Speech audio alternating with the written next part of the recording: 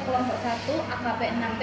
Di sini saya akan membahas tentang siklus penjualan dan penagihan, pengujian pengendalian, dan pengujian substantif transaksi. Nah, yang pertama saya akan membahas apa tujuan dari siklus penjualan dan penagihan adalah untuk mengevaluasi apakah saldo akun tersebut telah disajikan secara wajar sesuai dengan prinsip-prinsip akuntansi yang diterima secara umum.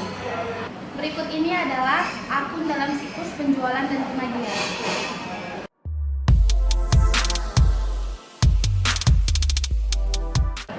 Selanjutnya ada 5 kelas transaksi penjualan dan penagihan.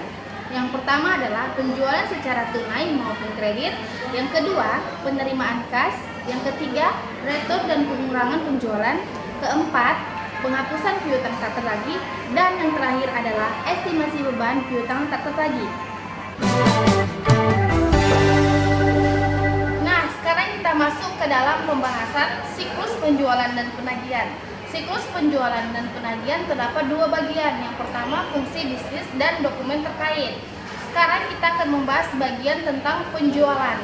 Penjualan terdapat 4 bagian fungsi bisnis. Yang pertama, pemrosesan pesanan pelanggan, dan kemudian pemberian kredit kepada pelanggan, kemudian pengiriman barang kepada pelanggan, dan terakhir adalah penagihan kepada pelanggan dan pencatatan penjualannya.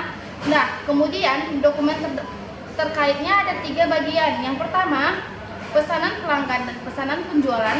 Yang kedua, dokumen pencatatannya. Nah, yang ketiga adalah file, jurnal transaksi, jurnal penjualan, laporan keuangan bulanannya. Nah, selanjutnya masuk ke bagian penerimaan kas. Fungsi bisnisnya adalah pemrosesan pesanan pelanggan penerimaan kas. Kemudian dokumen terkaitnya adalah advice. Kemudian ada pre-listing penerimaan kas. Kemudian ada file jurnal penerimaan kas. Kemudian ada file transaksi penerimaan kas.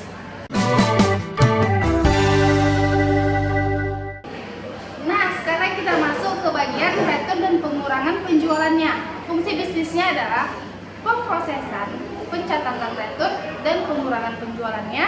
Dan kemudian ada dokumen terkaitnya yaitu memo kredit, jurnal return dan pengurangan penjualannya.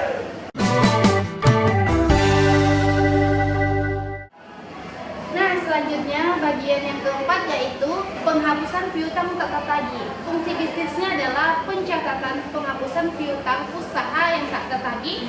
Kemudian dokumen terkaitnya adalah formulir otorisasi piutang tak tertagih dan jurnal umum. Oke, sekarang kita masuk ke bagian yang terakhir yaitu adalah beban piutang tak tertagih. Fungsi bisnisnya adalah penyediaan beban piutang tak tertagih. Dokumen terkaitnya adalah jurnal umum. Nah, sekarang saya akan memperlihatkan kepada kalian contoh siklus penjualan dan penagihan.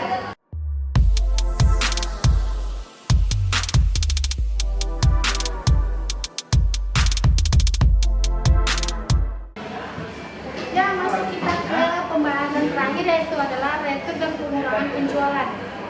Tujuan dan metodologi return dan pengurangan penjualan intinya sama seperti dengan penjualan, tetapi mempunyai 2 perbedaan, yaitu adalah materialitas dan penekanan pada tujuan keterjadian.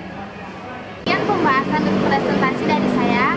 Semoga apa yang saya sampaikan dapat bermanfaat dan dapat berguna bagi teman sekalian. Materi selanjutnya akan disampaikan oleh tim sekelompok saya. Terima kasih.